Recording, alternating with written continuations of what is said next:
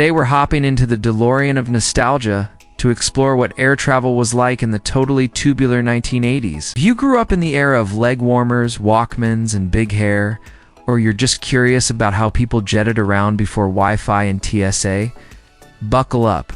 This is going to be a wild ride. Hit that like button, subscribe, and let's take off to the skies of the 80s. In this video, we're diving deep into every aspect of flying in the 80s, from the airports to the planes. The food, the fashion, and even the quirks that would make modern travelers' jaws drop. So, grab your neon fanny pack, and let's explore what made 80s air travel so iconic.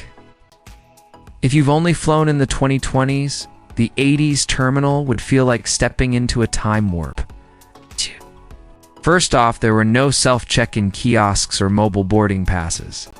You walked up to a counter, handed over a paper ticket, yes, an actual booklet with carbon copies, and a human being checked you in. Computers were just starting to creep in, but many airlines still relied on typewriters and paper records. The 1980s were pre-9/11s, so there was no TSA, no taking off your shoes, and definitely no full-body scanners. Lack of security also meant higher risks. Hijackings were a real concern in the 80s, which we'll touch on later.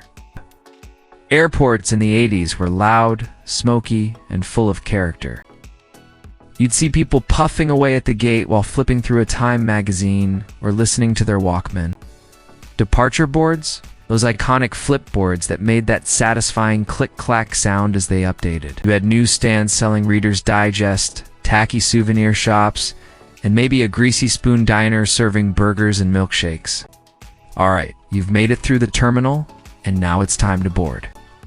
In the 80s, boarding was less organized. No priority boarding for elite members or strict group numbers.